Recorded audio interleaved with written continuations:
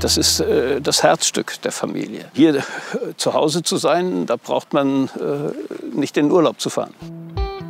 Die Lahn fließt beruhigend am Haus vorbei und verwandelt das Haus Schmall in eine echte Ruheoase.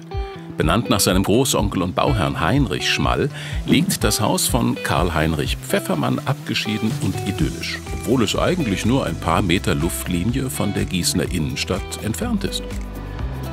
Ich bin außerhalb der Stadt. Ich empfinde den Bahndamm nicht als störende Geräuschbelastung, sondern geradezu als Damm vor dem Rest der Bevölkerung. Ich habe hier die Möglichkeit, draußen zu sein und trotzdem in 10 Minuten auf dem Marktplatz. Mit dem runden Balkonaufbau und den Bullaugenfenstern hat das Haus Schmall einen ganz deutlichen Schiffscharakter. Und das nicht ohne Grund. Die ganze Familie hatte und hat bis heute eine innige Verbindung zum Wasser und zum Rudersport. Diese Liebe teilt auch Karl Heinrich Pfeffermann. Seit rund 15 Jahren lebt er jetzt im Haus Schmall, hat es detailgetreu und stilecht saniert. Dieser Kontrast von quadratisch und runder Form, das ist ein durchgängiges Spielelement des Bauhausstils bzw. des neuen Bauen, wie man den Bauhausstil hier in Hessen nannte. Und das haben sie neben der Eckgestaltung auch in dem folgenden Bausegment unter dieser Kanzel. Und pointiert unter die Kanzel gesetzt sind die Rundfenster. Und das Gleiche haben sie im Bereich der Haustür, die runde Treppe, das runde Vordach und dann die rechteckigen Fenster dort drüber. Karl Heinrich Pfeffermann lebt im 1. Stock des Hauses. Hier setzt sich die Familientradition fort. Viele der Möbel sind Erbstücke seiner Vorfahren, der Familie Schmall. Doch noch vor ein paar Jahren konnte der 66-Jährige hier im Wohnzimmer nicht so richtig einen Blick aufs Wasser erhaschen. Wenn ich mich hier tagsüber aufhalte, möchte ich am Wasser sitzen. Dann habe ich mich hier wohnlich eingerichtet und stieß mich dabei an der Tatsache, dass die Fensterbank mir eigentlich den Blick auf das Wasser unmöglich machte. Das heißt, ich konnte zwar rausschauen, aber das kann man, egal wo man wohnt, wenn man ein Fenster hat, tun. Und dann war mir schlagartig klar, hier muss ein französischer Balkon her. Will sagen, die Fensterbank muss runtergebrochen werden. Und auch die Küche hat der Apotheker extra so eingerichtet, dass er beim Kaffeekochen den wunderschönen Lahnblick genießen kann. Die Tür zum Flur ist deshalb niemals geschlossen.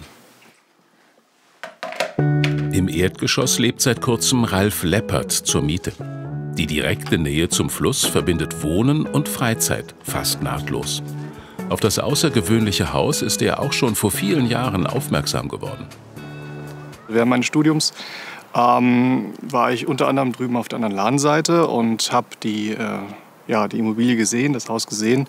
Damals noch in einem etwas anderen Zustand, als man es heute vorfindet. Und hatte mich dann tatsächlich prompt in das Objekt verliebt aufgrund der besonderen Architektur und meiner damaligen Vorliebe schon zum Wasser und der Wassernähe. Ja.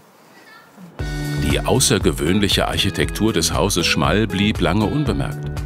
Mittlerweile ist das geschichtsträchtige Idyll aber in die Liste der Gießener Kulturdenkmäler aufgenommen und denkmalgeschützt.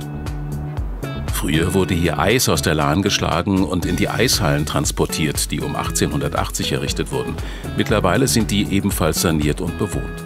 Das Haus wurde 1930 gebaut. Von hier aus ging es auch direkt ins Wasser, denn alle männlichen Vorfahren von Karl Heinrich Pfeffermann waren Ruderer. Ich denke, im Vordergrund war sicherlich der Aspekt des Familienrefugiums. Und gleichermaßen muss es ein großes Bedürfnis der begeisterten Ruderer gewesen sein, das eine mit dem anderen zu verknüpfen.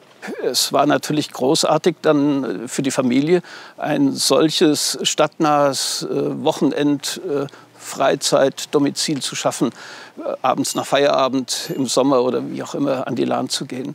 So hat das meine Mutter in ihrer Kindheit erlebt und so habe ich es dann auch erleben dürfen.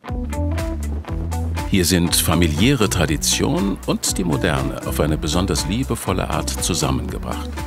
Der 66-Jährige ist eben stolz auf sein Haus Schmall. Und Relikte wie diese alten Maueranker werden kombiniert mit der modernen Bauhausschrift zu einem stilvollen Ensemble. Das war bewusst so gewählt, weil der Bauherr ein Schmall war. Seine Initialen mit S im Familiennamen ja beginnen. Als die Sanierung hier allmählich ihren Abschluss fand, war der Gedanke zwischenzeitlich schon gereift, diesen Funktionsanker der Eishallen bewusst in den Schriftzug zu integrieren, rüberzunehmen und damit quasi das Gebäude meines Urgroßvaters mit dem, in dem ich wohnen darf, aufs Engste zu verknüpfen. Haus Schmall, eine Hommage an den Ruder- und Wassersport und eine gelungene Kombination aus außergewöhnlicher Architektur und einer langen Familiengeschichte.